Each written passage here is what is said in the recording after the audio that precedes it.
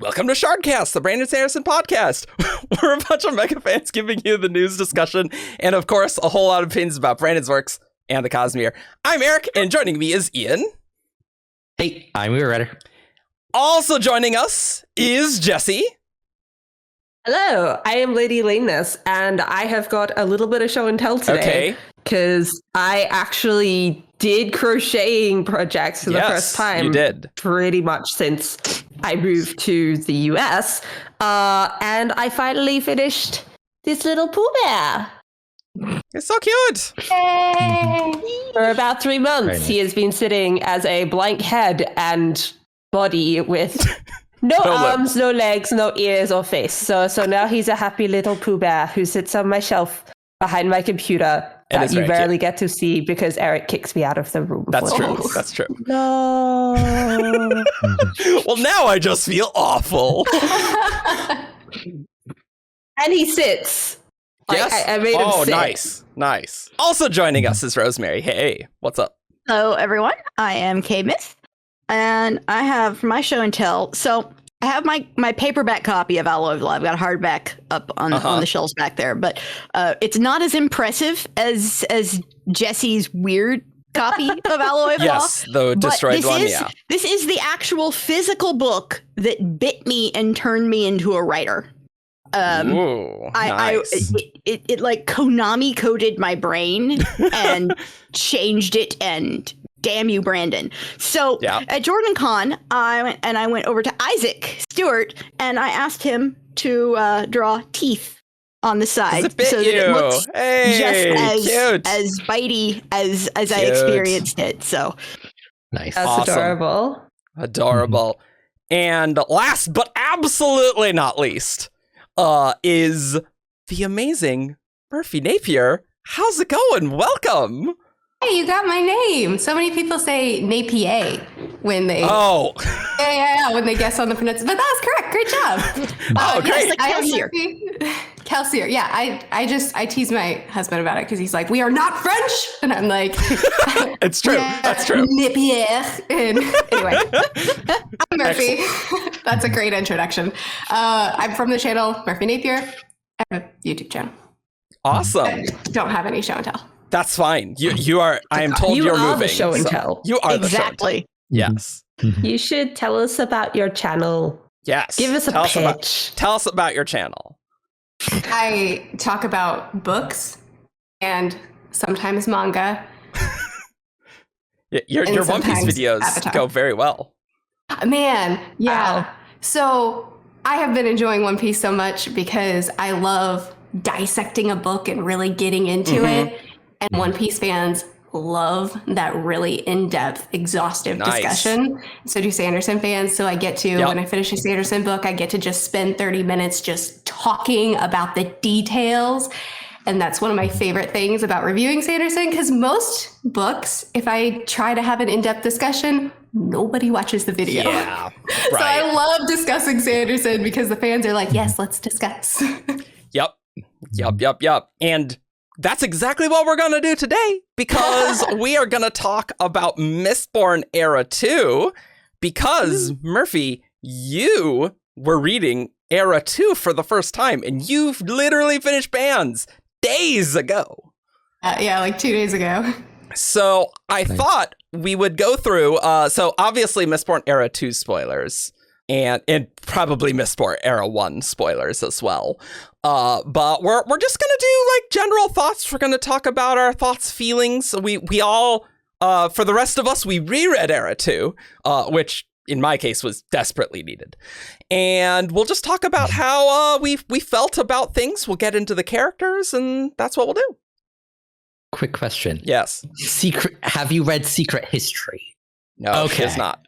Okay. Noted. No spoilers on that. She does know about Kelsier because of Rhythm. Well, yeah, I mean, it's revealed in this book. Yeah. But yes, yeah. I knew about it before this book, too. Yeah. Okay. Cool. So, Merphy, what did you think of Era 2? I really, really enjoyed, especially books 2 and 3. It was definitely a tough start. And I think that's largely because I guess I should preface it by saying I did read book 1. This was technically a reread. I read book 2 immediately after finishing. I read Alloy immediately after finishing Era 1 years ago. And I liked it, but I never felt compelled to continue. Then, through the years, I read a lot of different books and pretty much dumped the information. So technically, I've read book 1 twice, but it was like reading it one time. So book 1, it is hard to adjust your expectations because, Era 1 is like apocalyptic, it's dark, it's gritty, it's Sanderson level gritty, not rub your face in it gritty, but like very heavy tones. And then Era 2 is like campy and lighthearted and fun. And we've got some heavy things we're doing here and there, but really, let's have a good time. And that's not the type of fantasy I read. I don't like have a good time fantasy. I want the darker, deeper tones. So, I didn't care at first. And I thought it was good. I enjoyed it, but I wouldn't have continued with the series if it wasn't just like, Sanderson's one of my favorite authors. I want to see what he's going to do. And I'm so glad I continued because it got really good. Yeah, there's definitely some tonal whiplash if you jump straight from Era 1 into Era 2. And it works for some people, but not for others. And then you add into the fact that Alloy of Law, because it started out as a writing exercise for Sanderson to clear his mind before finishing Wheel of Time, and then it turned into a short story. And then he turned the short story into a novel. So the pacing is just really weird in the book to begin with. And it doesn't catch everybody. Me, I'm kind of a steampunk nerd, so you dash a little bit of steampunk into Mistborn, and I'm on cloud 9. So it's not hard to make me happy, but for a lot of people, making that transition is difficult, especially if you don't read something else in between. Right. Yes. Very true. Which I've heard that book 1 of Era 1 was originally a standalone that he later turned into a series. Is that true? That is not true. He wrote all 3 all at once before he published the first one. He always planned it to be a trilogy. But he did make it feel standalone-y. Like there's definitely, it's a complete story, but with sequel hooks for more. So I think it's really well there. Yeah, and he did that with Final Empire too. It stands on its own very well. It's just there's a great story. You said Era 1. That's what we thought you were talking about. Oh yeah. So you Alloy as a standalone. That is weird because I think he always intended that there would be sequels. Not while he was writing it. He kind of like finished Alloy and it's like, okay, like now I'm going to plot a trilogy with these characters. Yeah, and I feel like it reads that way. Yeah. I think that kind of was partially why I disconnected too, because I'm a character reader and I adore Sanderson's character work so much. And there's so many characters in Stormlight and in Mistborn and in the Skyward first 2 books that it's just like I latch on to his characters. And with Alloy, most of them felt really, surface in the first book. And I was just like, I don't even have a person to hang on to get me into book 2. But I mean, that changed. Yeah. And I don't think he was also kind of experimenting, trying to develop new voices, because Wayne was a very new voice, new character voice for him in Alloy. And the writing exercise piece of it really shone through. And then, do you know the story of what happened with how he wrote the next 2 books? So he goes into writing, starting to try to write Shadows of Self. And then, we don't hear about this till afterwards when he tells us, so I had a little trouble getting back into these characters. So I wrote the sequel to get me warmed up. Surprise, you're getting 2 books instead of 1. Yeah, because it's like he wrote half of Shadows, like between drafts of Wheel of Time, and then he had to stop, which is really hard on him. Like he needs to like finish a book straight through. Right. So it was easier just to write Bands and then go write the rest of Shadows. Oh my gosh. Yeah. And then it's like, surprise, you got 2 books. Though. Yeah. Knowing the story behind Alloy, I'm like, oh yeah, okay, I can see it. Knowing the story behind Shadows, I'm like, no, it feels cohesive. It feels strong. It's great. There was enough space in between those, though, that he developed so much as a writer. Wheel of Time really did a lot of developing his skills. And then the fact, I think, that he was able to run both of those books like through editing almost simultaneously made it so that he could really get them to match up and complement each other well. I think like the only way you'd know that's like, oh wow, Brandon wrote 2 Mistborn books is because one came out in October 2015 and then the other one was like very early 2016. It's like, that's not normal. Yeah, and then he tossed Secret History at us about the same time as Vance. Yeah, I heard that. I heard about that. No, it was actually the same. Supposed to read Secret History after Bands, right? That is what he recommended at the time. I disagree with this. Yeah. I think it's better to read at the end of Era 1, because I read it after Bands and I had no idea what was going on in Secret History. I was like, I don't remember Era 1 well enough to follow this book. When I first read Mistborn, like that's where I started, and I just went through all of Mistborn before moving on to anything else. So I didn't understand the Cosmere. I knew it existed, but I didn't understand the Cosmere. I didn't understand Cosmere connections or like how anything really worked. And there's just like so much to keep in mind across both those series to then go back and shove something like somewhere else. And I was like, I had no idea. Like I could not follow Secret History very well. I enjoyed it, but like rereading it, I was like, wow, this is what it must have been like if I had read this after like Hero of Ages. So I very much disagree with the read it after Bands, but that's just me. I am of a very particular school of thought on this, and then it depends entirely on where the reader is coming from. If you are someone who doesn't really care about spoilers or is not the sort of person who catches those details, then you can go ahead and read Secret History right after you've finished Era 1. But if you do not like to be spoiled on any little detail and you are already deep into the mysteries and things, then you should wait until after you've read Bands of Mourning. I see a lot of people recommending strongly one way or another, but I think it really depends on who you're talking about and what their personal preferences are.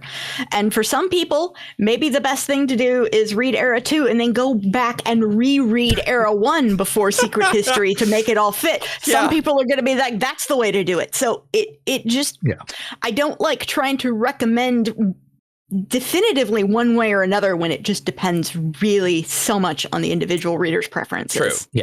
Yeah, that's the trouble of like the perfect reading order is that it depends. Is that it doesn't individuals exist. are so different. Yep. Yeah.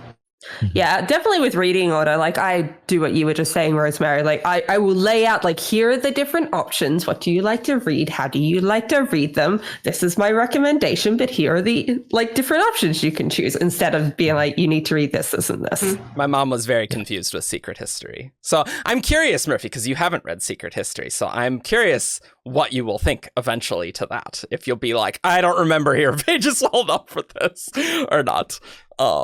Because there's a lot of stuff there.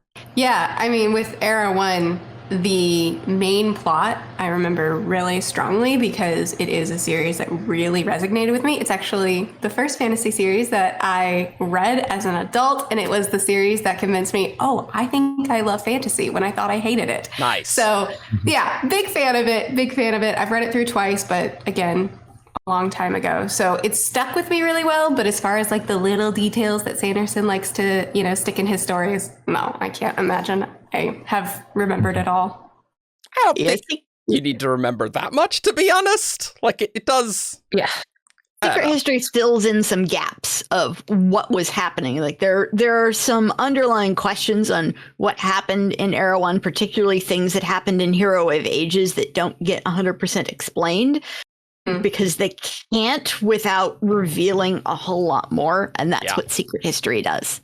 Yeah. So we talked a bit about Alloy. What did you think of Shadows, Merphy? Shadows was my jam. Oh, I loved it so much. I mean, so Era 1, Book 2 is my favorite. Tensoon was my favorite character. Well, Ascension of favorite the of Era 1. entire. Yes. Wow. Actually, that's my standard for Sanderson, it seems. Of the 3 series of his that I've read, Book 2 has been my favorite. I always get Rhythm of War and Words of Radiance mixed up. It's Words of Radiance. Words of Radiance is my favorite. I know. It's because I see the abbreviation in my head. Yep. And then I'm like, which order? Yep. Anyway. Book 2 of Stormlight was my favorite. Book 2 of Era 1, Book 2 of Era 3. I just like his Book 2s, except that's not going to be the case for Skyward, because I did like Skyward better than Starsight. But that's because it's better than Starsight. Oh, but people will fight you on that. One of my friends, he's like, no one will ever say that but you. But anyway. People could like what they like. I just have very strong preferences in the Starsight, in the Skyward series. Yes. And it's Book 1. Book 1 is the best book. I can't wait to read Book 3 and see how that all falls. But anyway, Book 2 just seems to be the pattern for me with Sanderson. But like the Kandra are some of the most fascinating characters that Sanderson has created, in my opinion.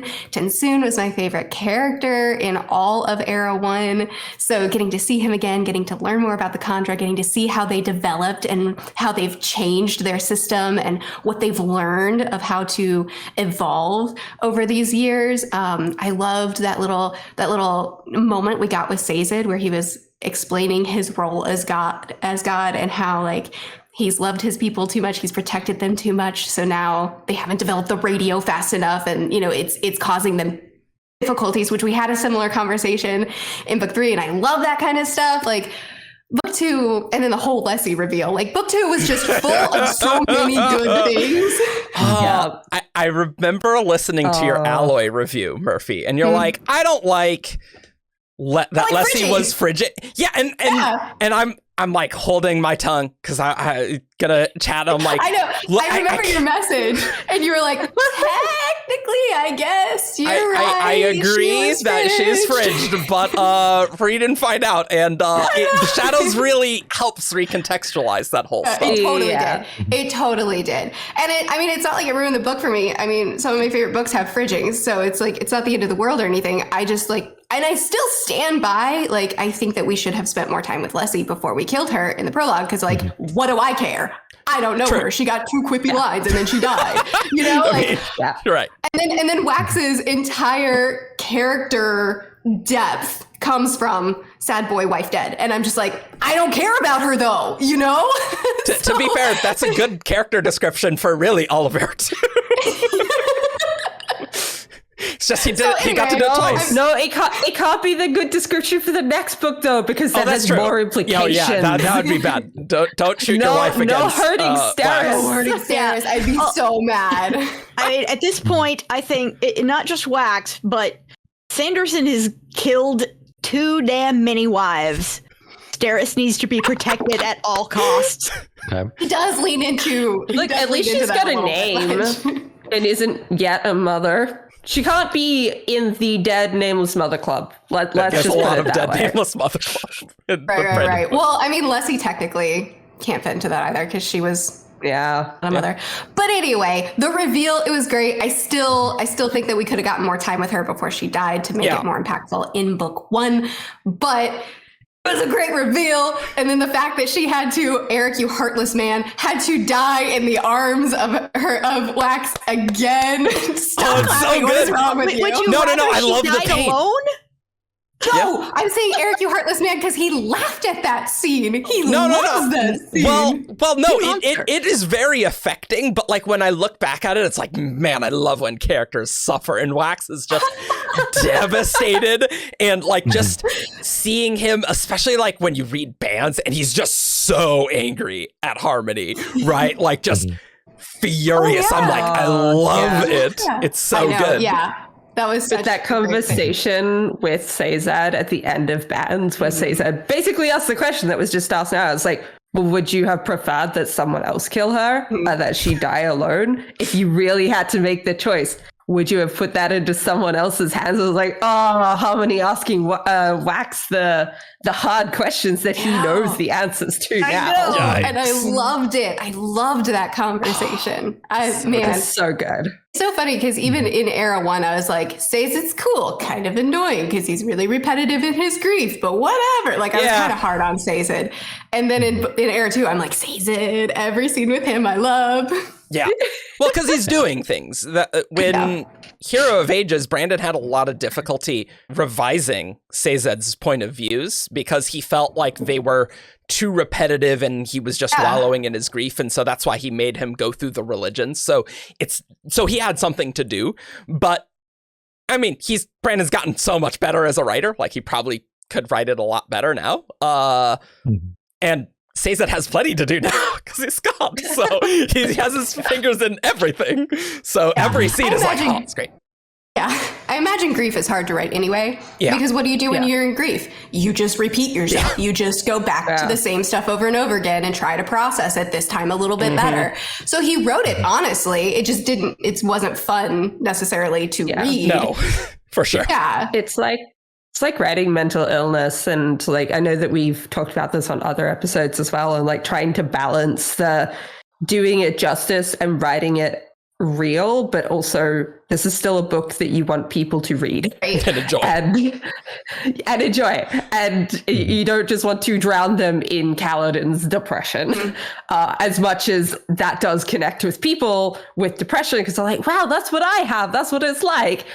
That doesn't make it fun to read for anyone. So yeah, there does need to be that line. And it's hard to find. And sometimes doesn't really exist. Can I make a little interjection based off something that Merphy mentioned? Sure. Just because it's stuck in my mind because I found this so funny. You're talking about Sazed being like, oh, you guys haven't even developed the radio yet. And then in Bands of Mourning, Kellicina Shaw has a radio. But I just find it so funny that Wax is just like, what is this magic talking box? What is this thing? It's a magical object. Guys, we have a magical object. And he's comparing it to like the Primer Cube, which is like an actual magical object in world. And it's like, no, Wax, this is just technology moving forward. Right. I couldn't get past that scene when I read it like the other day. So it just stuck in my mind and I found it very, very funny. Yeah. Totally reasonable for him to think it's a magic talking box. That's crazy. Right, if you don't understand the technology or aren't used to it. Yeah. Mm-hmm. So Wax has been a stick in the mud about tech for the whole series. Wax is a stick in the mud, and period. Done. Period. So what were other people's favorite Era 2 book? Hands down, it's Bands of Mourning. Yeah. Because not only is it, of the three, it's the one I like the most. Like, Alloy, Westerns just aren't my jam. It was fine. I like it more in retrospect because we have the later two books, but like Westerns, Shadows, like, is fun. The ending did make me mad when he killed Leslie again, but Bands of Mourning, because like it's just like a fun Indiana Jones story, but Mistborn, and it's also the first of Brandon's books I got to read ahead of time because I wrote the review for it on 17th Shard. So it's like, I legit don't even remember that. You don't remember anything. That's true. This is true. That's true. But yeah, like it's the first thing I read early. So it's like, it will always have a fond space in my heart. It was my favorite Brandon book before we got Rhythm of War, which of course unseated it because it's Rhythm of War and it's amazing. But that's another podcast. Ian really likes Navani, so he's like, Rhythm of War is the best Stormlight book. So yeah, Navani's amazing. Mm-hmm. Rosemary, what about you? You know, by all rights, it probably should be Shadows or Bands, but Alloy of Law just has such a special place in my heart for doing what it did to me. Because I would not be writing now if that book hadn't just snapped my brain into. I still don't know exactly what it was that happened, but stories suddenly started pouring out of me, and now I've had my first story officially published now in the JordanCon anthology, and I'm like trying to be grown up real writer maybe someday. You know. Yeah, that totally makes sense. I'm 43 years old and I still don't feel like a grown up. But yeah, I mean there are so many great moments in those other books. I mean, my favorite scene still is probably where Chris shows up in Bands, because that's just so clearly a giggle straight to the fans there, where she's talking about red shifting and blue shifting. Oh yes. So Merphy, there's a mysterious woman who like shows up with Wax at the party and dances with him and asks him like Cosmere stuff. That's because that's a Cosmere scholar who writes the Ars Arcanum.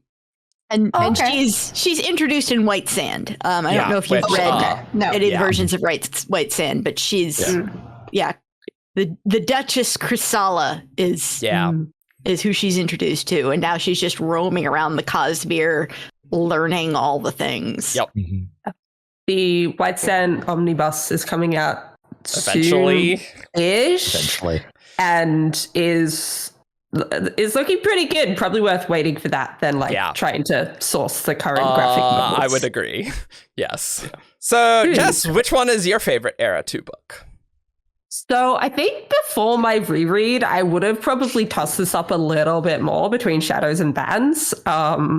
Also, there is a bit of like sad amusement that like most of us are just being like, yeah, let's just put Alloy to the side, except for Rosemary. Rosemary's like, Alloy's great. And it's not bad. It's not bad. It's just book. The other two I think is so much better.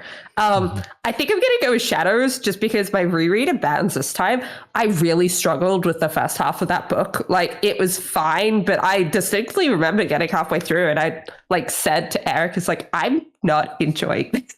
Oh no! Like I'm not enjoying reading this, and then I hit the second half of the book, and like that's very, very good. So if I'm going off like a full book, I'd probably say Shadows. If I'm choosing just like off half the book, I'd probably go Bands, maybe. But I'm not quite sure. Probably Shadows. I think overall I like Shadows. Just a bit better. Yeah, I am also, Shadows is my favorite of them.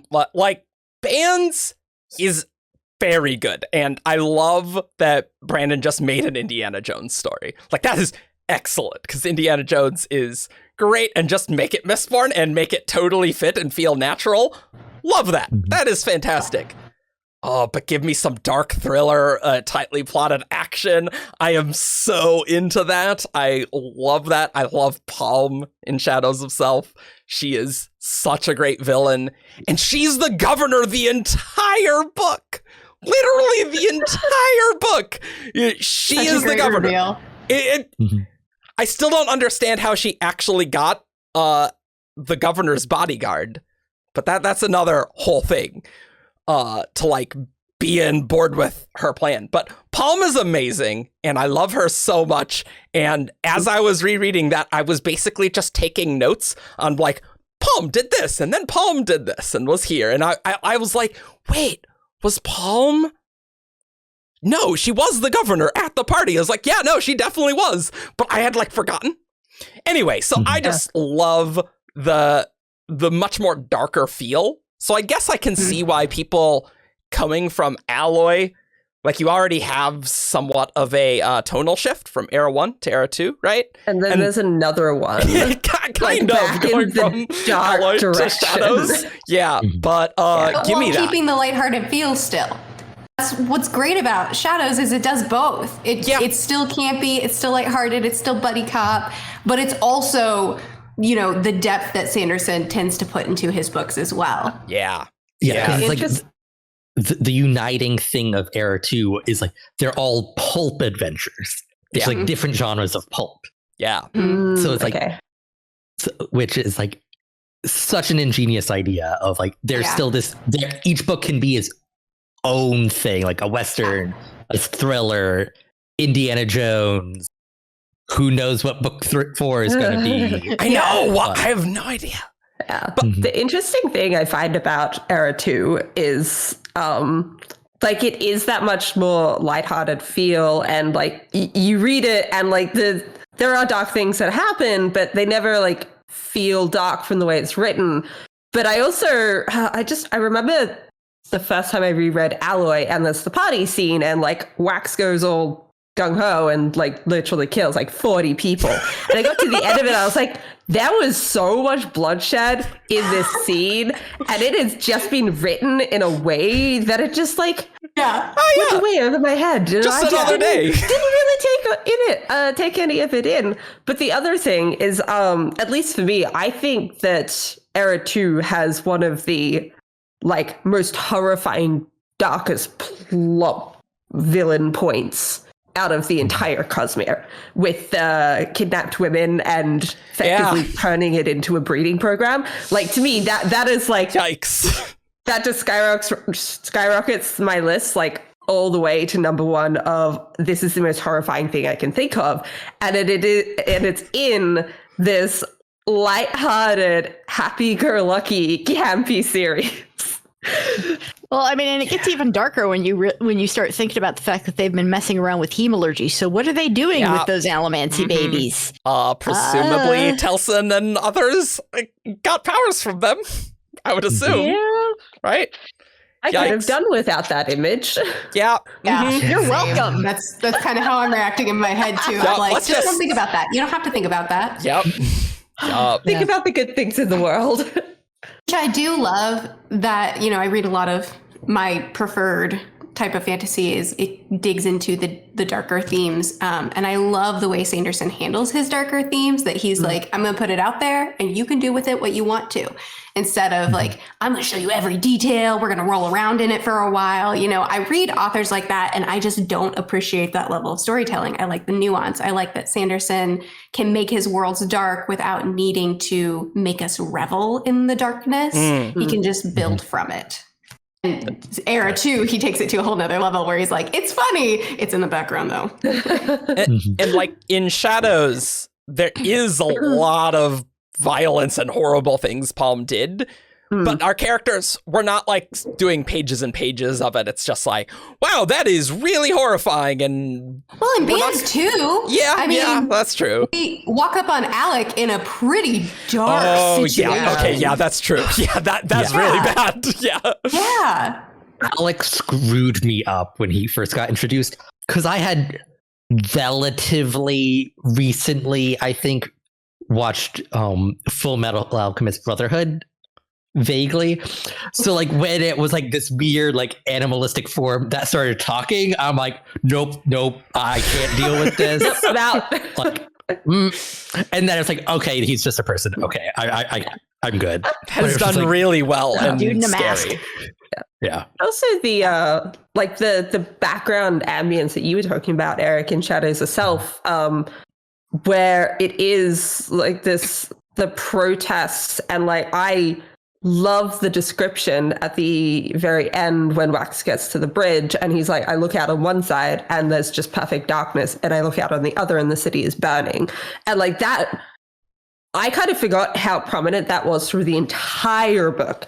And like, I think it's built really well to get to that climax at the end. And like, it does put that unrest underneath, but there's a lot of anger in the background all the way through that book. Yeah. And it's touched on briefly in Bands, just not to the same extent, but instead of within Elendel, it's between Elendel and the outer parts of the basin. And God, I can't wait for the next book, because Brandon, please deliver on this civil war you keep I guess that could I well want to be. see more war. There could well be. That could be the backdrop for Lost Metal. I mean, he loves his magical combat, so I feel like we can trust it's going to come up. He really enjoys that. Yeah. He's brought it up enough that I think if he didn't include it to some extent in the next book, it would feel very much like a drop thread, because he set it up like a promise. And even the end, like they go in on the airship, they're like, well, we're deliberately doing it this way because then it sends a message that you don't want to like screw with Elendel if you're in Outer City, because, hey, we just had this giant warship come in, drop off our most famous Allomancer, and then fly away.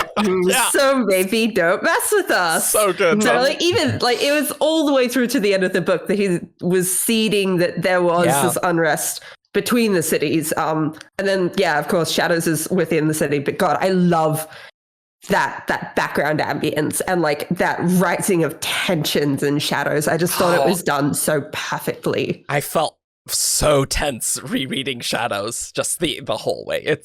And I just don't feel that in Bands, even though like the airship's crazy, and then I just go through the last half of the book and I'm like, what is happening? What is going on? This is insane. Yeah.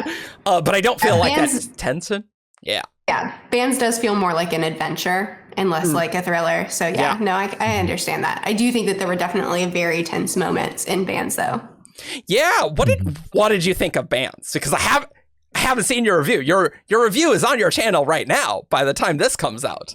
Is it? Okay, cool. I loved it. I am a huge Indiana Jones fan. I grew up watching the movies, and I loved, like, there were so many things that are just directly, an intense chase on top of a moving train, and like a bunch of booby traps that we have to go through and try to in the ancient temple, in the ancient temple as we're trying to get to the ancient artifact. Like, it was so Indiana Jones. I mean, I read that on the back of the cover and I'm like, okay, sure, why not? But like, it was so Indiana Jones, and it was so fun. And I'm weird in that I typically don't care for a super fast-paced, action-packed plot. I really like the more like subtle, nuanced tension, like Shadows was. So typically I'd be like, the plot was fine. But which is kind of how I came away with Alloy, where it's like, yeah, boom, bang, lots of fun things, but like, it's just not my taste. It's just not my thing. But Bands. It was so much fun. There were a couple of things about the ending. Like, I was like, okay, Shadows, Bands, same thing. Love them both. Not same thing, but, same feelings. I love them both. They're amazing. But there were a couple of things about the ending that I was like, that didn't hit me just right. So really? It ended up, dipping a little bit below Shadows. Okay. Which things? I must know. His sister reveal. Yeah. So I typically adore Sanderson's reveals because he loves to hide things in plain sight, and he gives you a million clues right in front of your face, but he just throws so much information at you that you don't connect it until he reveals it, and then it's like, oh, it was all there. It was all there. Yep. Didn't get that this time. I don't know what it was about it, but the second she's mentioned and we find out she's kidnapped, I'm like, I wonder if it's going to be one of those where it's like, oh, we go to save the person, but the person was going to betray us the whole time. They orchestrated the whole thing. Like, I've read this, and I kind of guessed it. And then whenever we met her, it was like, oh, it was easy. We got her out easily. And then Suit shows up and he trusts us easily, like leaves his people behind, calls off. Like, it just so many things that I was just like, yep. And so when the reveal happened, I'm like, sure. Like, it didn't hit me. Sure. Mm-hmm. And that's not something that Sanderson did wrong. Just for whatever reason, I called this one. And I almost never called them. Yeah. So his reveals are always like, yes, that was amazing. And this time I was like, hey. So it didn't hit me like the reveals of book 2 hit me. And I didn't love Wax's resurrection. I am not a huge fan of fake out deaths and resurrections anyway. And Sanderson really loves those tropes. And sometimes they hit me just right. Like, Leslie's fake out death was so good. It got me. I didn't know she was a Condor the whole time. I didn't know that she didn't actually die that time. Then she died again for real in his arms. It was like, oh, so good. So good. This one, it's like, dies. And I'm like, okay, well, I know there's one more book. I'm looking around at all the other characters, and Sanderson has not set up any of these characters to carry an entire book as the main character. Yeah. So, like, I'm looking around and I'm like, there's no setup here. So I know what's going to happen. And his death it's not even like other resurrections or fake out deaths where it's like they're gone for a long time and then the reveal is like, oh, there's things, it's like, how do we they do this, you know, except for just that awesome scene with Sazed and that really getting to show off the magic really cool. Like, there's cool things, but it was just like, that feels like the main reason for it, just to have that scene with Sazed, which, like, I love that scene, but I can see why people wouldn't like another fake out death from Brandon. Yeah. And like even Milan's kind of fake out was like, cool, I'm down with this. But I don't know, the wax one didn't hit me just right. So like they're not huge deals or anything. It's just that, I mean, the ending was still great with like the Kelsier reveal and with all the implications of the magic, and you know, so many great things still happened with the ending, but there were just two really scenes and hit me just right. So it made it just a little bit lower than Shadows, but I still loved the book. I think because my tolerance for fake out death scenes has definitely disappeared the longer I read. But when I first read Bands, then I was much more okay with them. But I definitely agree with you on the wax fake out death compared to like the Lessie one. And for me, it's both the timing, like if you immediately reverse it, then what was the point of doing this except having a cliffhanger for the sake of a cliffhanger? But also, if there is an easy explanation as to why it works, then I'm fine with it. So like with Leslie, it's like she was a conjurer. That is a easy explanation once you know that as to why this didn't happen. Whereas I think like there is an explanation for how it works with wax when you get deep into the mechanics of the magic and look at the things technically and start looking at realmatics. And this is the point where like the woman with the math symbols around her comes onto my head because I'm like, this is way over the top of my head. Like you can explain it. But if you have to go into that much detail to like twist yourself in a knot to explain how it works, so technically it works, then I, as a non-like realmatics technical reader that way, am not generally pleased with it. So I kind of have the same thing. I was like, well, it says he died, but he's obviously not dead because this is at the end of this book and it is not the end of the series. So I just kind of accepted it at the time and didn't mind. I think if I reread Bands now for the first time, I would be much more annoyed at it. But yeah, I think the Palm Lessie death made a lot more sense and worked much better because of how easy the explanation was and the time in between. And the fact that when you find out who she is, like, there's a reason for that. It's not like she just pops back up one day. Like, we have everything in the book, and then that brutal, heart-wrenching twist at the end is actually, no, it's a character that you do actually know already. So slight topic change from deaths, but I'm interested to see, what did you think of the reveal of the Southern Scadrians and their like mechanical allomancy? Because like those of us that were super involved with fandom have known about that they exist for a decade since Era 1. Yeah, because like Brendan wrote about it in the annotations. It's like, oh, so, there's I'm always there. Interested. Yeah, I'm always interested in like what like unspoiled people, like what their reaction to that reveal. So Alex people, just to be clear. I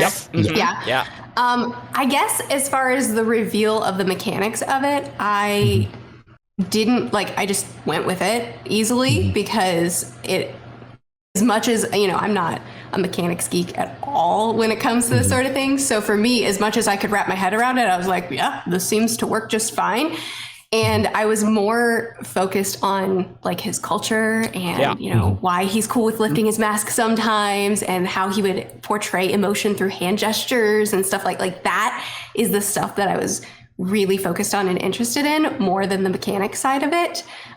So like the reveal, I don't know, it flowed really naturally for me and it worked for me as far as I know it. But I also know that I don't understand everything about this world, so I wouldn't even question it if I didn't understand it, you know? Yeah.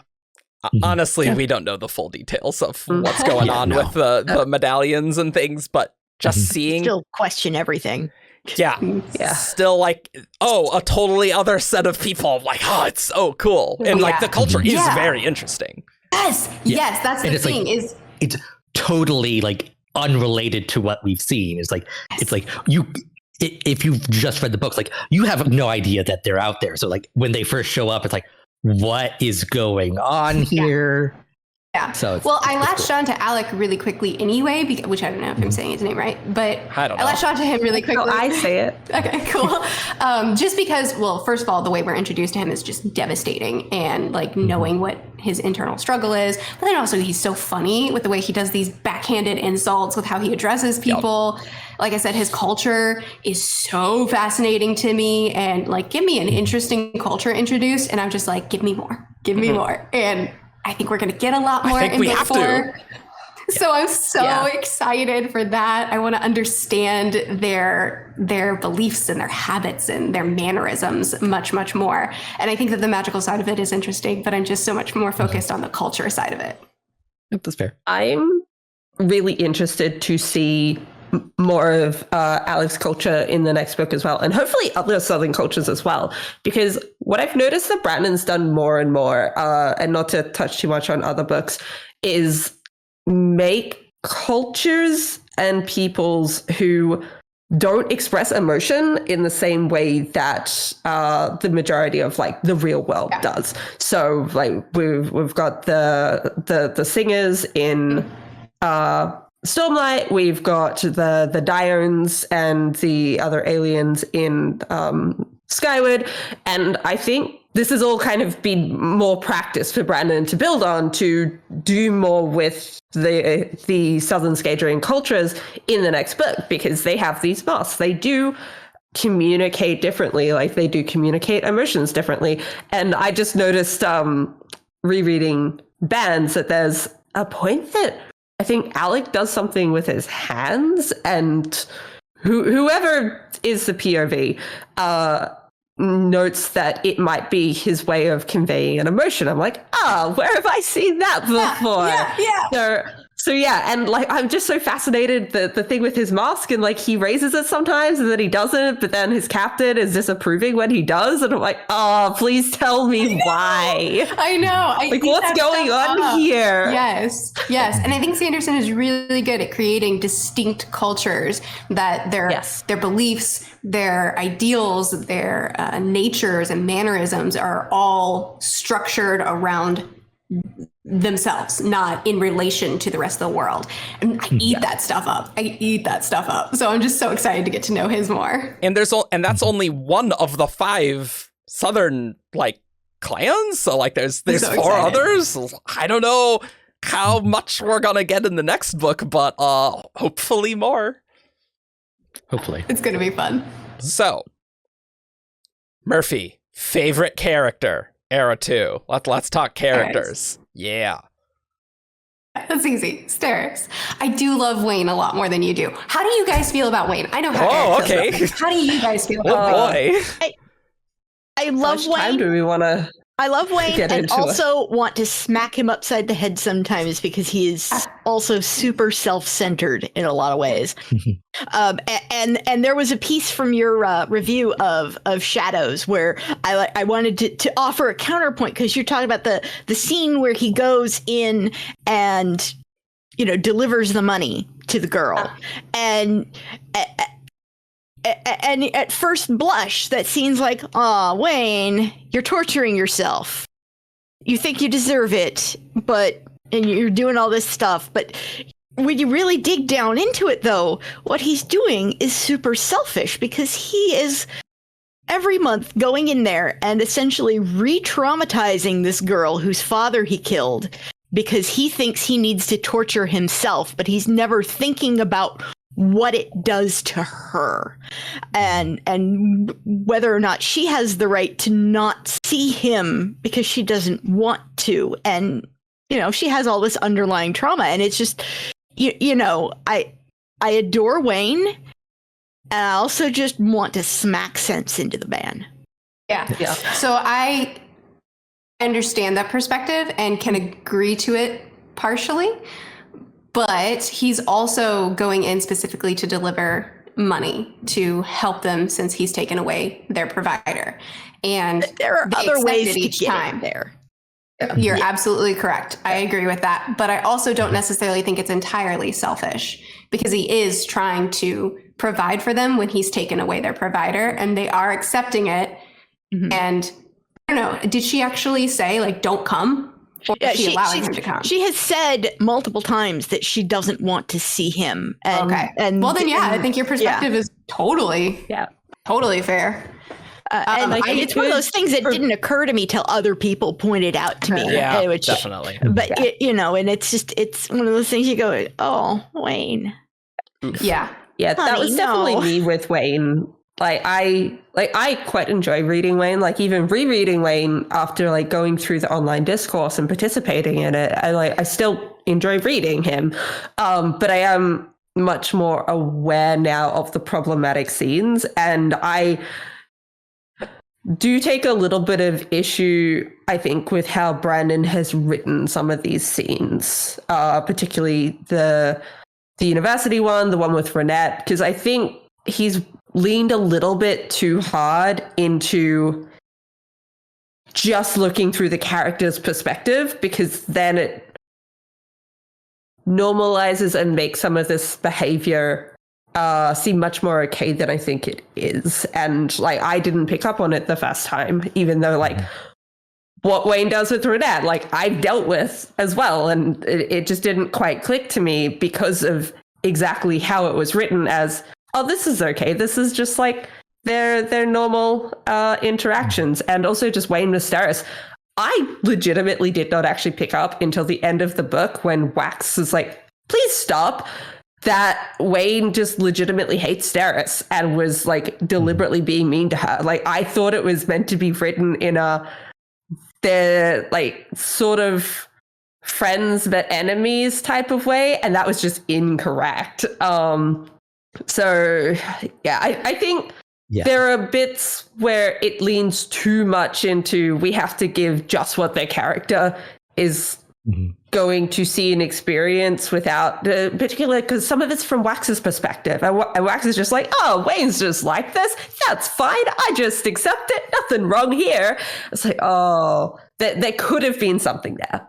That's like, maybe what he's doing isn't great, but yeah. But otherwise, I do enjoy reading Wayne. A different perspective on what you said, but I want to hear from Ian first. What do you think of Wayne? I do have a couple of points, because like Brandon has mentioned that like we should be concerned about Wayne. Is like he does do problematic things, and like we shouldn't just be willy-nilly like okay with everything he does, because some of it really isn't good. But before I get into my thoughts, I want to touch on like his relationship with Steris, which is that I think we focus a lot on like Wax losing Lessie. Like that's like the main crux, but like Wayne lost her too. Like Lessie was like his big sister. I think a lot of like his issues with Steris is that like Wayne is not over losing Lessie. So like the fact that he's seeing Wax move on, like he's like, oh, like that's obviously fake. Like Steris is just like using him. Like Wax doesn't care about her really, because like I don't care about her. And so it's like Wayne's like kind of projecting like his own opinions on like Lessie's death, and now like Steris getting involved onto Wax. And to be fair, for a while he wasn't entirely wrong about the fact that Wax was still struggling, but in the end, yeah. As for my own opinions of Wayne, he's fine in other people's viewpoints. When we get into his head, the scenes just tend to go on far too long. Like his whole like scene at the beginning of Bands of Mourning, where he goes on his wacky I hijinks. hate that scene so much. Like one of my favorite scenes. I really like it. We could have cut it like halfway through, and I would have been fine. Yeah, you it's could like, chop it in half and you would lose nothing, I think. Oh, I disagree. My character analyzing heart ate that scene up so much. There's just like a few too many wacky hijinks in that one. That's probably similar to you, Ian. That's probably the scene that I'm like, I do like the scene in Shadows when it's like, oh, it's a church, but it's actually a bar. Like, that one's weird, but like, that works for me. Whereas the scene at the beginning of Bands, like, just like cut one or two of the weird hijinks, and like, I think it'd just be tighter. Like, I just don't think they're doing enough. Just in response to the stuff that Brandon said about, we should be worried about what Wayne's doing. I very much agree with that. And I like that Brandon has brought that up. I think a lot of my issue comes from the fact that I think Brandon's done too much to smooth it over in the book. So it's a lot that he's saying we should do this thing, but not showing that it's problematic in the book. Like that. That's kind of where it comes down to me. But I am glad that Brandon is very much on board with what he's doing isn't great, and not that I really think Brandon wouldn't think that, but I just wish he had actually shown a bit more in the book that this is a problematic behavior, and I don't really think any of the Wayne scenes do that. I think they just kind of show and accept that these things are okay. Yeah. I am done. I know most people, I think, really enjoy Wayne. Like, looking at the YouTube comments, a lot of people really enjoy Wayne, and that is great. And you know what? Rereading Era 2, almost all of his scenes are really enjoyable. Like, I was pleasantly surprised in rereading Alloy that I'm like, oh yeah, Wayne's really fun. Because I definitely, after reading it once, I was like, I don't know, I could do with a little bit less Wayne. And so I kind of had that perspective. It's like, I don't love Wayne. But then, like, rereading his stuff is like, oh, wow, that's really good. I just think Brandon enjoys Wayne a little bit more than I do. So, like, that scene at the river and going through all those things, I'm like, oh. He clearly has a lot of fun writing Wayne. Yeah. So that I think Brandon finds Wayne a bit funnier than I do. So he's not quite as funny to me, which makes some of the scenes not work. He is a very interesting character. I'm quite interested to see how much Brandon's going to like close Wayne's character arc. Like there's so many different ways that like, what is he going to do with Wayne that is going to be very interesting. I could just a little bit less wackiness would be great for me. But it's very interesting, Merphy, that you love that scene at the beginning of Bands with Wayne. So much. I love it too. Yeah. Okay, so lots of thoughts here. When I'm reading Wayne's scenes, I will have two reactions. I'm either dissecting every sentence he says and every little gesture he makes and like piecing it together in my Wayne file in my head of trying to understand this character a little bit better. Or I'm just writing dick on the page and moving on. Because I think that Wayne, I completely agree, terribly problematic. But I guess the reason I love Wayne is specifically the reason that you have a hard time with him, Jess, is because I love that Sanderson doesn't insert morality on him. True. Oh, yeah. And I wouldn't want Sanderson to actually change his character and like get rid of those things.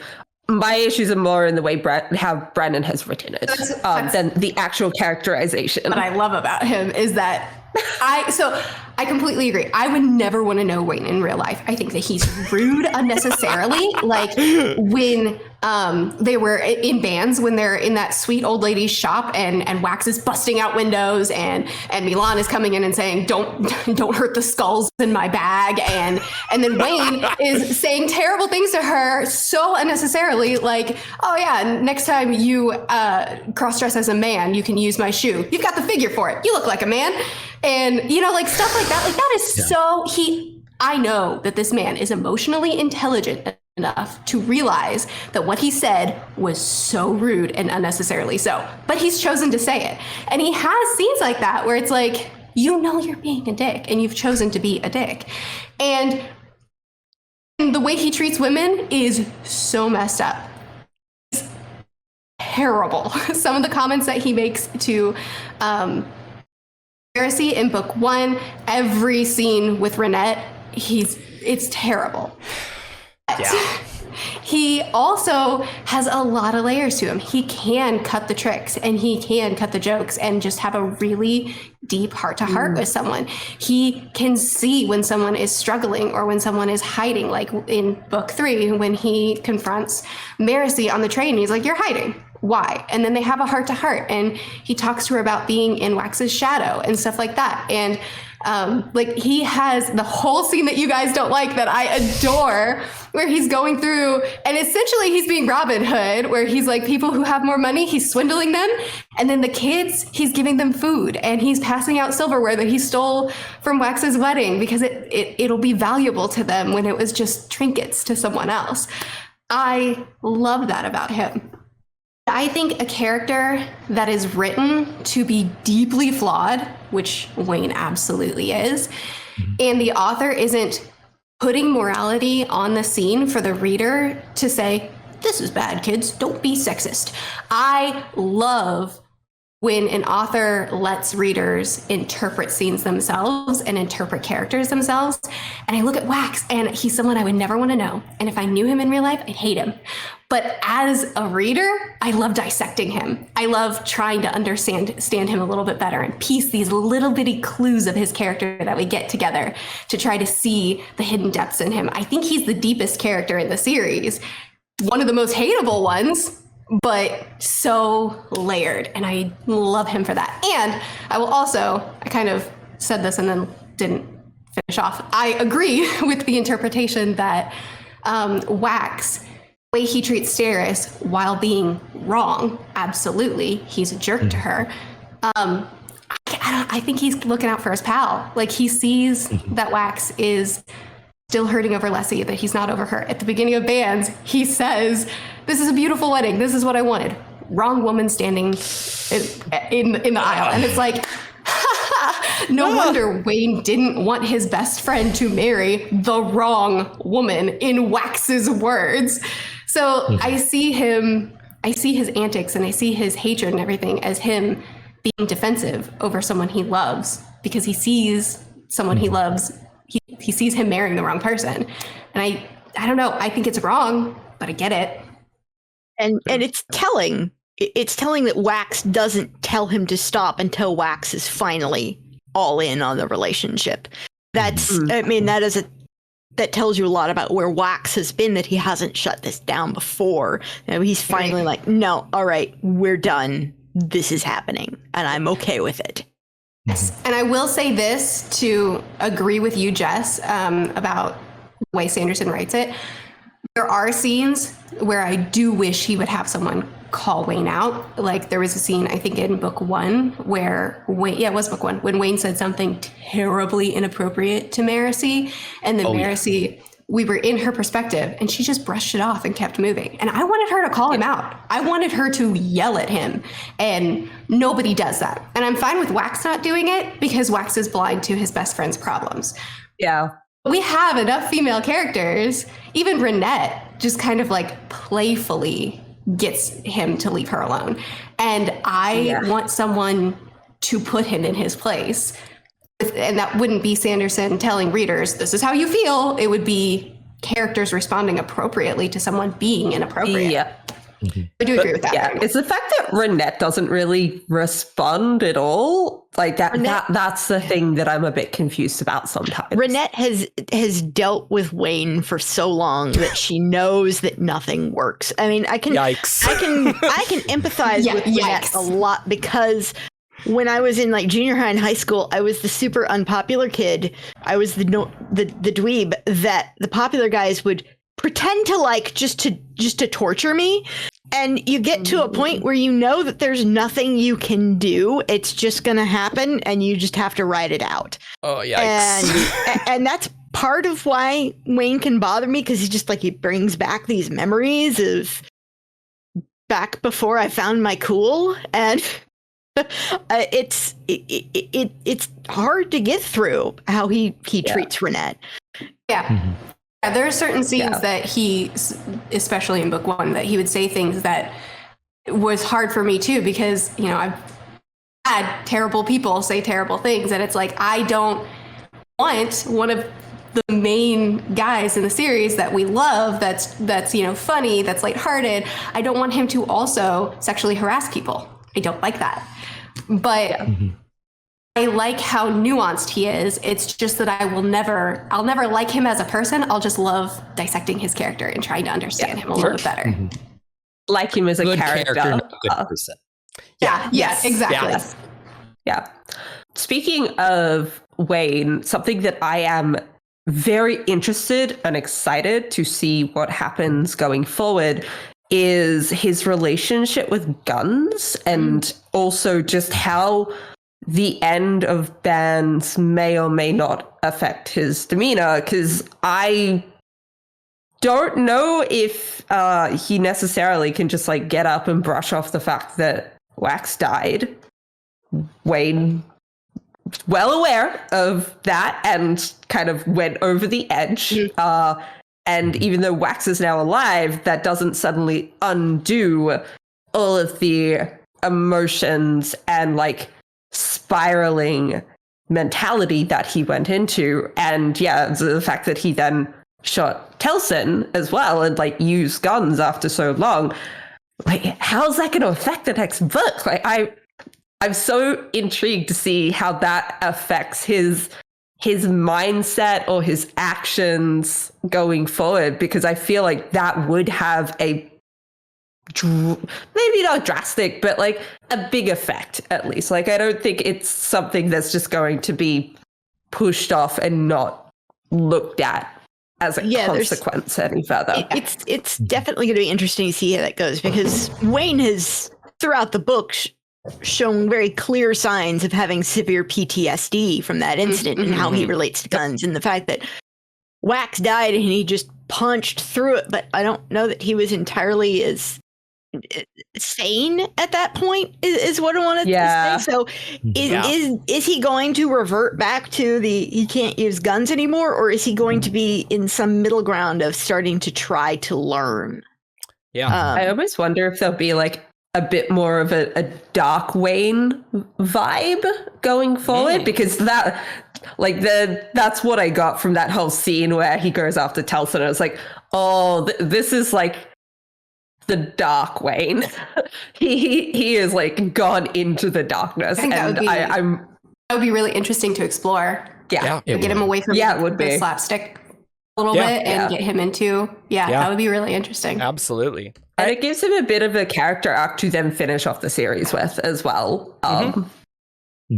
That's awesome. I do like with Wayne that, because I think one critique Brandon has gotten, not so much recently, but just he's a Mormon author, everything's so clean. Like, there, some people really like that. Some people like, Brandon could, do more with that. And so it's nice that Brandon has been branching out with characters who are rude and kind of unpleasant. Like, I like that as an author. That's just having an interesting character who's not like, I'm a goody two shoes and that's me. It's like, Wayne is certainly not that. And so I do like that kind of a lot.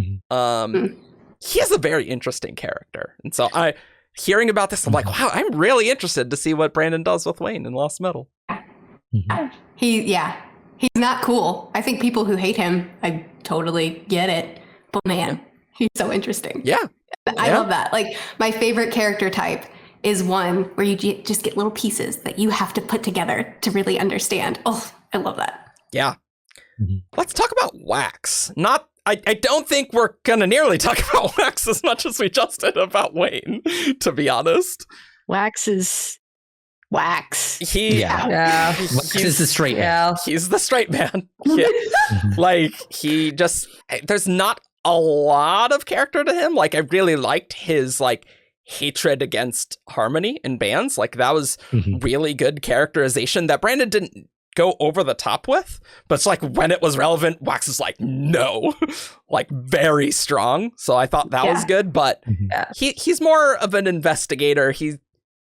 His character is interesting. Like, in Bands and Shadows, it was interesting, but I describe him as a protagonist. I think he's a protagonist. He's protagonist. Textbook protagonist. I think with Vin, I think with all of our POVs in Stormlight, with Spensa, Sanderson does a great job of making a protagonist that is a very distinct character. But in this one, he created a protagonist. I don't think it's a bad thing. It's just that I don't have a lot to say about him. I mean, with as many other colorful characters as are in these books, it's like you need Wax to balance everybody else. Yeah. That's very true. Yeah, because see, I was gonna say the opposite. I guess they both whack, but like Wax needs the other characters in these books to make these books worth reading. Remember that Brandon created Wayne first. Yeah, he did. Yeah, like they definitely need each other. Like one of them, and I think that comes up when people read the Wayne chapters. Like, even if there are other people like. Some of us are like, oh, yes, another Wayne chapter. But yeah, they need each other. But out of the two of them, I would prefer to read a Wayne chapter than like a Wax chapter. If there's no other characters in it that we know. Like I just find Wax by himself really dull. I like Wax. And it's like going off of Rosemary, it's like the original short story that eventually became Out of Law. It was Wayne on a horse that is actually a Kandra, and it failed because Wayne by himself can't carry a story. That would not work. Yeah, so it's like Wax, and I think it's interesting when Wax is very much the protagonist, that is what his character is. The fact that is more or less unique in the Cosmere is kind of okay. It's you're unique by not being unique. Yeah, I don't think there's anything wrong with it. I agree. I don't think there's anything wrong with creating a protagonist every now and then, because he's not a bad protagonist. There's just not that much to talk about him. Yeah, but he works really well for the stories that he's in. Yeah, and I'm gonna bring us to that harmony scene in Bands of Mourning, which is one of my absolute favorite scenes in the chapter. Yes. One of our co-hosts, Ben, absolutely hates it, and we do not agree at all. Well, I think he might like the scene. He just doesn't agree with what Harmony did fundamentally. Whereas I'm totally okay with what Harmony did. It's yep, makes total sense. Your explanation checks out. Wax wouldn't have been okay with any other sequence of events dealing with Leslie's death. Even knowing and it's not, he couldn't even have been asked ahead of time because that would have altered his decisions. Because the only way he could kill Leslie is if he didn't know it was Leslie. And he couldn't let anyone else kill Leslie, and he couldn't let Leslie live on in that state. So it's just there was no other choice. Especially considering free will. Throw that into the mix too. Sure, Zaza could have just Harmony. I should be saying Harmony could just hijack the whole scene or hijack the whole book, the story, and say, "Well, this is all the best way to do it." But if we incorporate free will, then he has even tighter confines if he's going to allow his people to have that. Yeah. Love it. And my philosophy is Harmony knowing what's going to happen, knowing what choices you're going to make, doesn't mean you don't have free will. But the other major revelation that came out of that is Wax was so focused on okay, he made this choice between duty and adventure, and he chose duty, and that's okay. He's going to do what he needs to do. And Harmony is just no, it's just a different adventure. It's so good. And I think it's so good to read. And I think it's good for Wax to finally let that sink in. It's okay to like what you're doing. Yes, you're doing the thing you need to do, but that's just its own adventure. Mm-hmm. And then we pan out and see what's really happening, and Lex is oh yeah, creepy red smoke. Yikes! It is so good. I agree. Can we talk about Steris now? Yeah. Yes. Let's talk about Steris. I adore her. I loved her from the first book. She was my favorite character from the very beginning, and I was so mad at how little page time she had in book 1. And then we got book 2, and I'm like, that was not much better. You're going to have to fix this. And book 3 was already written, but I was still speaking directly to Sanderson. He knew. He obviously knew, right? He knew, yeah. He could tell. Yeah. In the spiritual realm. Yeah, her very black and white way of viewing the world, as well as her very I want to say she's comfortable with who she is. She definitely does face insecurities, and she definitely does have some turmoil, but she has accepted who she is as a person. She understands, I see the world differently. Social interaction is a little bit harder for me. I have adjusted and I have made it correct. And, you know, like I said, autism is something that runs in my family, and I was raised by it. I was raised next to it. I know it. And I loved her characterization, because I was just like, I know you. I know this personality type. I know this very black and white, clear cut, but also just comfortable. And this is the way I am. So accept it or don't, but I'm comfortable with it. Like, I loved it so much. And then as we get a little bit deeper into her, as we see her, feeling joy out of searching through those ledgers, and then Wax molding to that. And like, this is weird, but if this is what you love, I'm going to help you find the missing dollars, I think is what it translates to. But, seeing them start to bond and seeing him accept her as she is, and not just accept, but love her for who she is, for how individual she is. And, I don't get deep into my personal family life or anything, but like, I really love his depiction of Steris, and I feel like I saw a lot of what's familiar to me, and I saw it painted in such a positive and accepting light. And I just think that she's fascinating on her own, but then with this being a subject that's close to me, I'm just like, feels good. It just felt really good to read her. Yeah, the romance between Wax and Steris is really well done. Probably my favorite Brandon romance, of just like a nice slow burn, and you're at the end of bands, and I'm like, I am super, like, this is excellent. Like, I just think it's written really well. I agree. Steris is my precious cinnamon roll, and she must be protected at all costs. 100%. But I didn't grow up around it, but I do have close friends and family on the autism spectrum. I've got a nephew who's on it, and several friends. My husband might be undiagnosed on the spectrum, so I'm used to dealing with it, and I've learned how to interface. There's a person who is sort of my unofficially adopted little sister, who lived with us for a while, and I got used to translating human to her and back again, and she would like come to me and go, "This is what happened. Am I the?" And I'm like, no, you have to believe that. But that's literally what she would ask me. And I'd be like, no, so this is what's going on. And here are all the layers of what this person is hiding. She says, why don't they just say it? Like, because humans be weird, kid. And so going through all of that and learning how to interface with that helped me understand Steris very well from the beginning. And I just love her more and more the more she's there. And the part where she's like 3 or 4 different suitors sent her letters telling her all of her flaws, just listing them. I'm like, oh, yikes. No,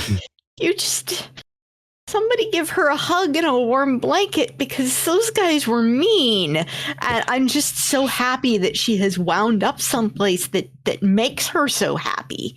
And it just like, I have all the warm fuzzies. I love rereading the ballroom scene in Alloy of Law, knowing where Wax and Steris's relationship ends up, because I very much think Brandon was like, he's writing people to dislike Steris in the first book. Like, he's writing it that you should like Marasi, and like Steris is the foil, and Wax doesn't like Steris. Wax doesn't want to be with her. He's with her out of obligation. But their banter, it's just so clear to me reading it that this is like the fundamentals of where they end up. And like, if they had that exact same banter in bands, like it would just have an entirely different tone to it. And I loved that so much. And you also mentioned the scene where they're looking for the missing clips. I love that scene because up till this point, like Steris has been slowly being drawn into Wax's world, like with her being kidnapped and finding out that she loves flying through the air. She loves when Wax takes them to the balcony of to the party instead of having to go up the staircase. And she's being immersed in his world, but it hasn't really gone the other way. And like by that point, like he does find her delightful. He does like her by that point, but there is still that gap between them of like who she is and the world she lives in and like Wax's involvement in it.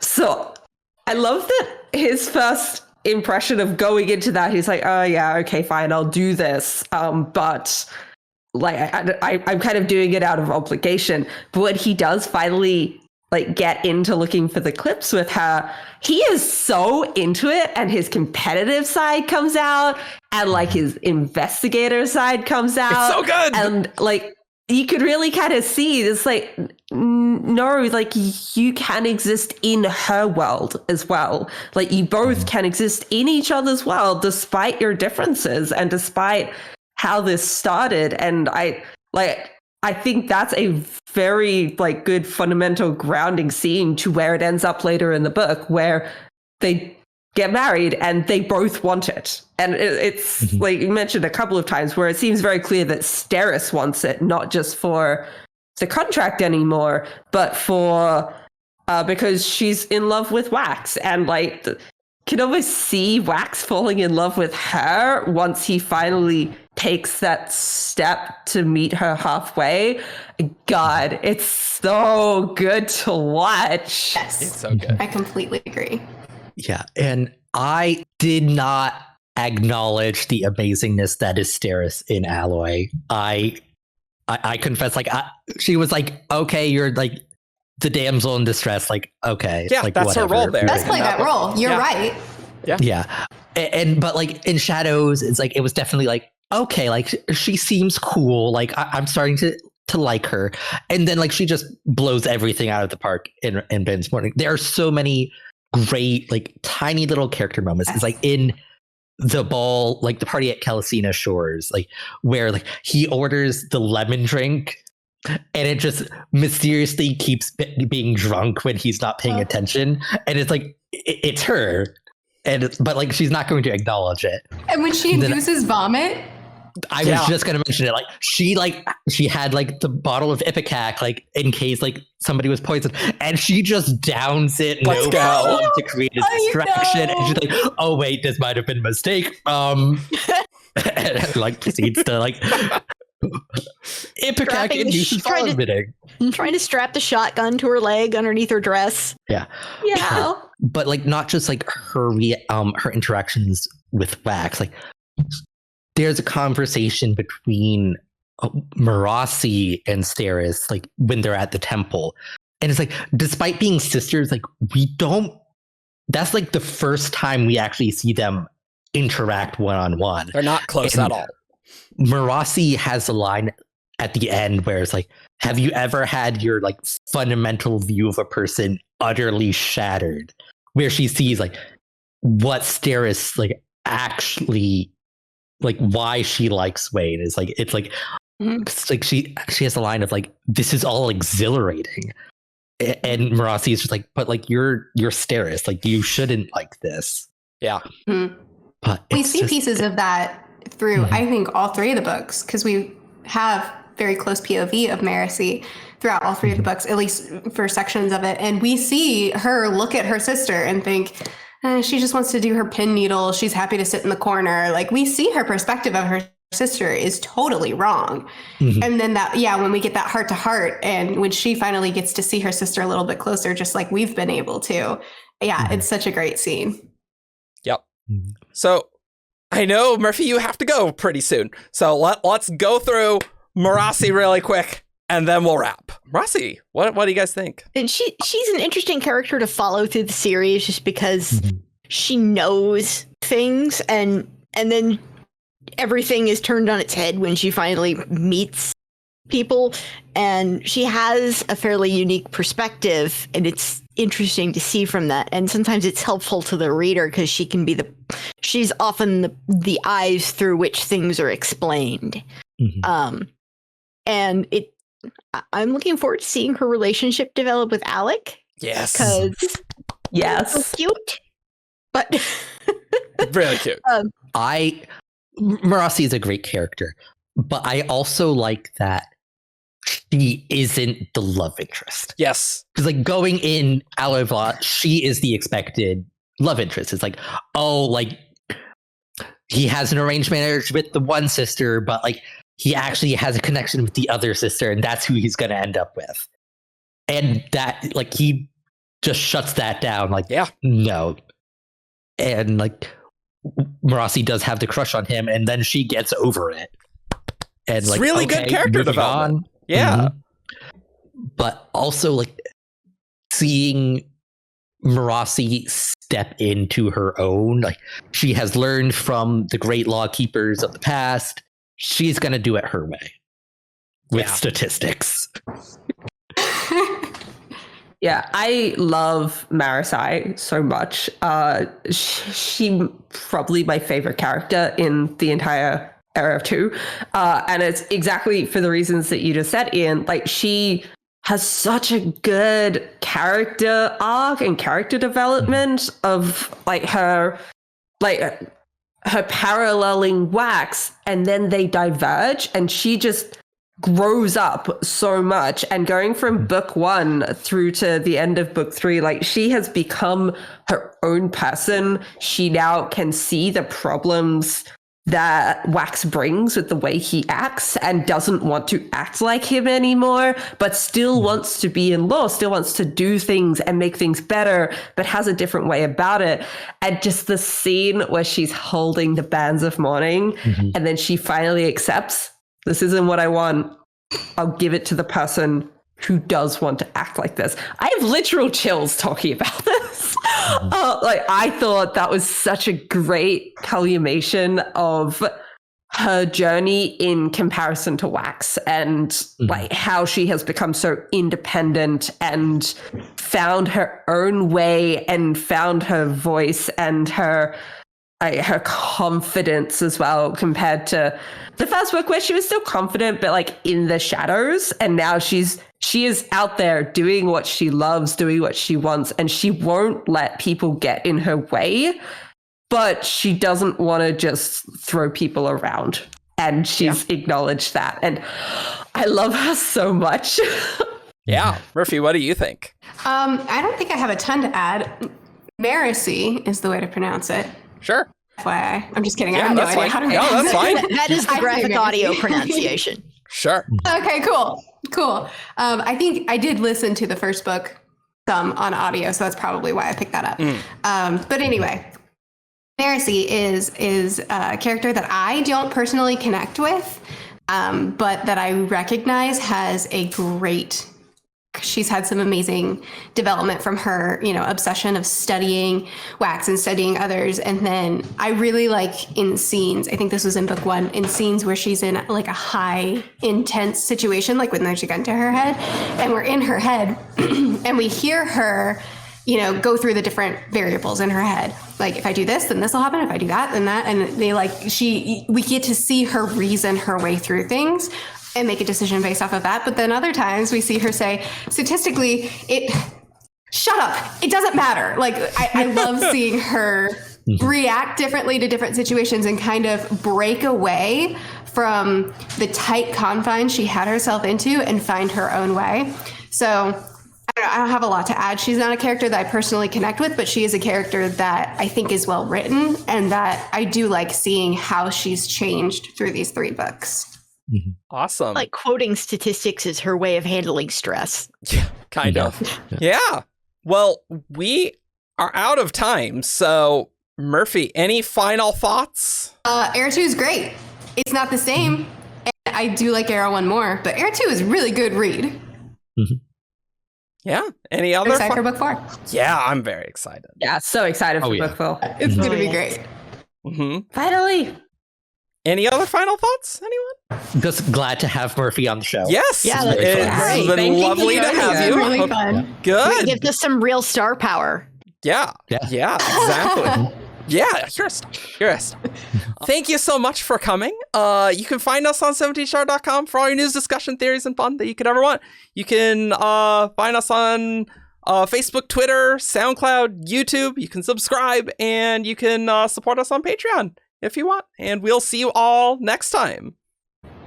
Bye. Bye. Bye. Bye. Caw.